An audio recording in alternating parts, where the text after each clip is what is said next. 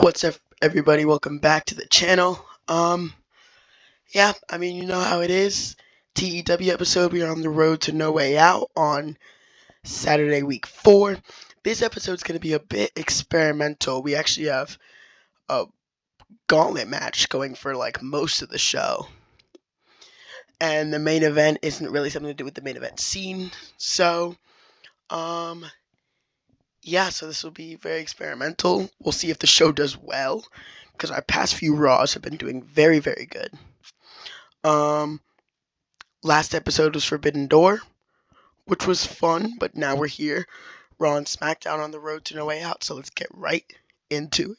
And we start the show off, 84 rated segment. Seth Rollins comes out and he's talking about Forbidden Door and how he retained the World Heavyweight Championship and how he won the IWGP United States Heavyweight Championship. And he's sort of bragging about that, and then he brings his attention to Drew McIntyre, who he's facing at No Way Out. And he's like, Drew, you're going to be a tough challenge. But every time I faced you with this title around my waist, I've won. And No Way Out in Toronto will be no different. Strong words there by Rollins, and Drew McIntyre comes out and he basically tells Rollins that he begs to differ and that he knows that this time he will win. And so he tells Rollins that I think that since this will be our third time facing off for that belt, it should be 2 out of 3 falls. And Rollins agrees. So there we go. 2 out of 3 falls at No Way Out in Toronto for the World Heavyweight Championship. Okay. So this is the gauntlet match. It's going to be all 6 women of the Elimination Chamber match. They're going to be in a almost show-long gauntlet match. So, yeah, I'm sure it'll go well. First match, Roxanne Perez versus Raquel Rodriguez. And Roxanne defeats Rodriguez in 10:23 by pinfall with a fast roll-up. Rodriguez with the 71 and Roxanne with a 53. And then Roxanne fights Mandy Rose, who she pins again with a fast roll-up. Roxanne with the 60 and Mandy with a 55. And then, unfortunately, her streak is taken over by Shayna Baszler, who beats Roxanne in 4 minutes 42 seconds by submission with the Karafuda clutch. Shayna with the 74, Roxanne with the 56. And then at 80, it's kind of crazy. An 80 rated match. Becky Lynch defeats Shayna Baszler in 8 minutes 45 seconds by submission with the disarmer. Becky with a 93, Baszler with a 74. In the last match, in a 78, Becky defeats Liv in 10 minutes 58 by submission with another disarmer. Becky with a 95 and Liv with the 60. So, not bad, actually. Not at all. Okay, this is a big segment. So, Charlotte Flair comes out and hold on, I'm sorry. I need to check something. Is Michael Cole the only announcer? I see. Okay, that makes a whole lot of sense. But okay. So Charlotte Flair comes out from SmackDown, the women's tag team champ, and she is talking about how she came to Raw for one reason and for one reason only, and that's to ruin Rhea Ripley's career. And Charlotte's like, at WrestleMania 39 last year, Rhea Ripley embarrassed me and took the title that she has around her waist. And so now, I keep saying Toronto. is Elimination Chamber. But in Australia, in Australia, I will defeat Rhea Ripley at No Way Out. And out comes Rhea Ripley. And she's like, Charlotte, you're on. But just know that that is your death wish. So there we go. Rhea Ripley versus Charlotte Flair in a WrestleMania 39 rematch in Ripley's hometown of Australia. Charlotte is looking to embarrass Rhea in her hometown. Will that happen? Will it not? I guess we'll find out. Next segment. In an extremely short match, Braun Breaker defeats R-Truth in minute 12 with a Gorilla Press Slam. Braun with a 66 and R-Truth with a 46. Not bad at all. Then you have another match. Tommaso Ciampa defeats Bronson Reed in 12-minute 40 by pinfall with a fairy tale ending in a 77, which is not bad. Ciampa and Gargano is facing Bronson Reed and Ricochet for the titles at No Way Out. So, just building up to that match. And then, Jey Uso comes out. And he's talking about the Elimination Chamber match to fight Roman at WrestleMania. And he's like, this is my chance. This is my chance to finally dethrone the Tribal Chief. And out come the Judgment Day, and specifically Dominic Mysterio. And Dom's like, oh, you think that you can get one more shot against your cousin and actually win? And Dom is like flabbergasted, and he's like, if anyone has a chance at beating Roman Reigns at WrestleMania, it's Dirty Dom. And so that sets up a qualifying match for the Elimination Chamber match. And who's in it so far? It's Cody Rhodes, MJF, AJ Styles, and Randy Orton.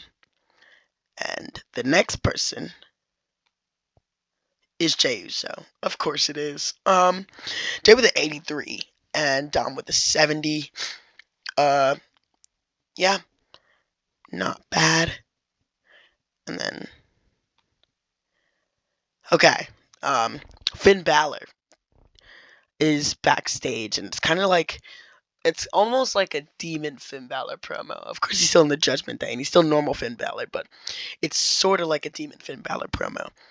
And it's just a dark room, and he's looking at the camera, and he's like, Damian, you cost me my shot at the Royal Rumble. You threw me out of the ring. And you've cost me so many more opportunities before that. You cost me an opportunity to fight Seth Rollins at the Rumble. You cost me an opportunity to beat Seth Rollins here on Raw.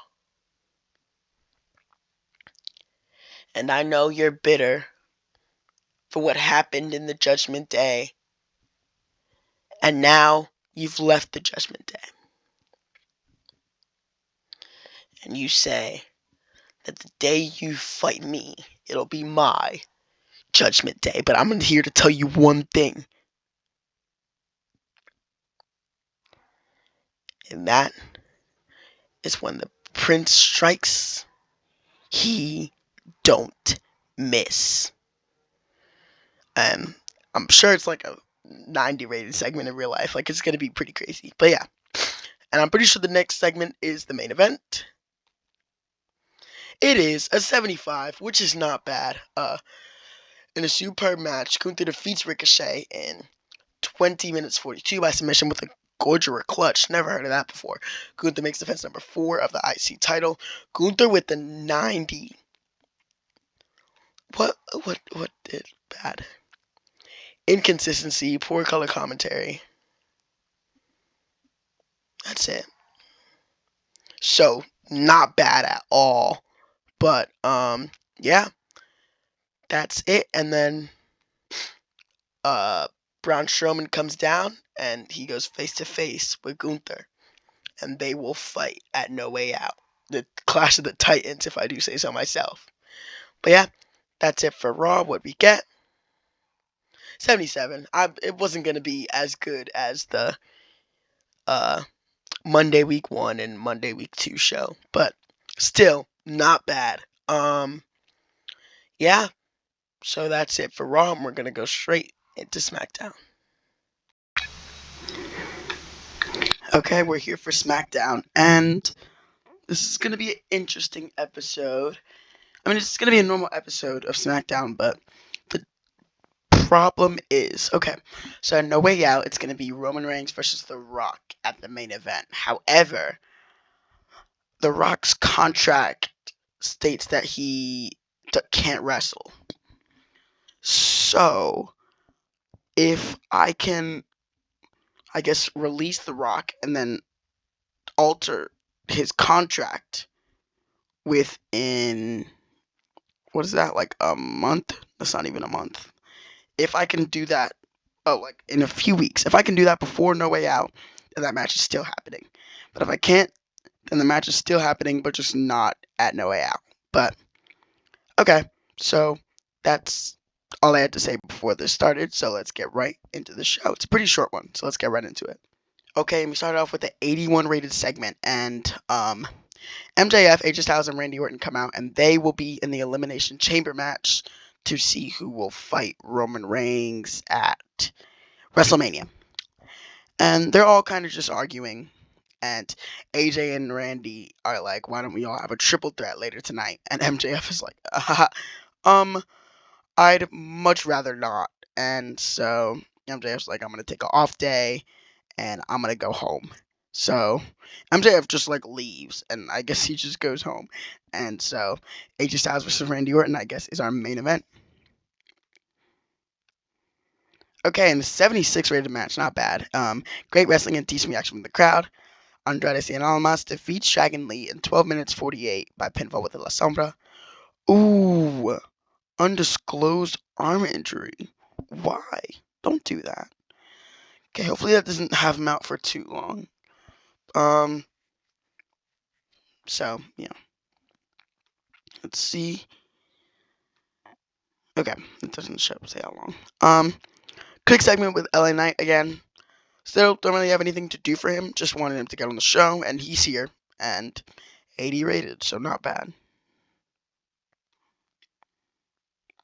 In a decent match, Montez Ford defeats Cedric Alexander in 12 minutes 42 seconds by pinfall with a frog splash.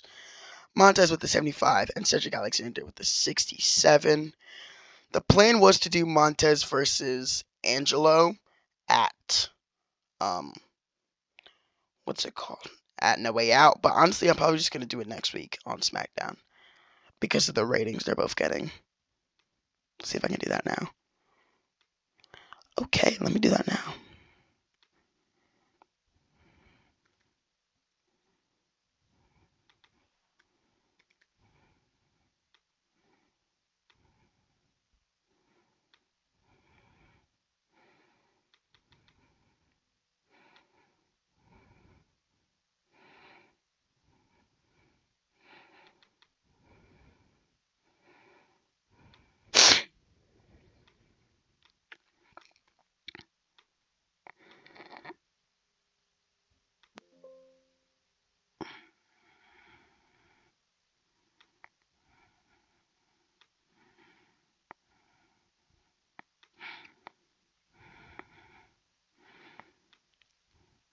Okay, it's official.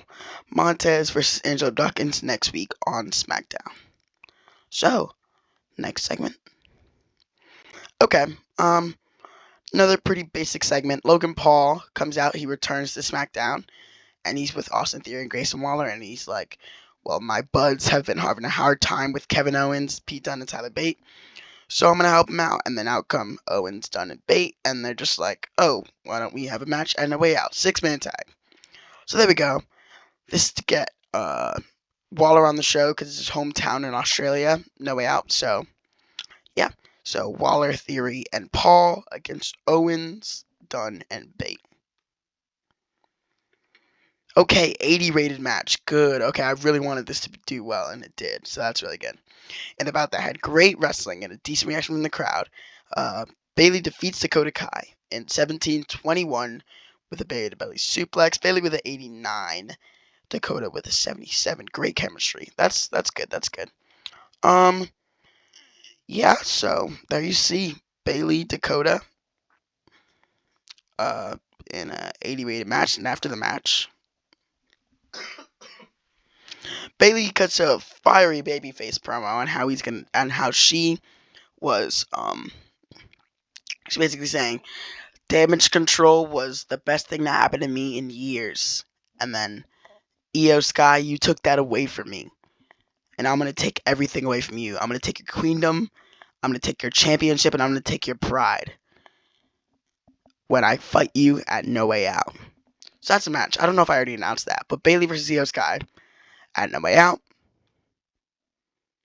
And the main event, and about that, unbelievable heat and great wrestling. AJ Styles defeats Randy Orton in 1810 by pinfall with the Styles Clash. Randy was really off his game. I'm really just trying to get this match to do good because it's the second time I've done this match. And the first time I got like a 68 because AJ was injured, I think. And then, or he got injured in that match. I don't know exactly what happened. But this one gets a 77, which is not bad. But still, Randy was off his game. So we'll see if I can fix that in any way. And after the match, MJF comes back out. And he has a chair or something. And he just beats down AJ and Randy.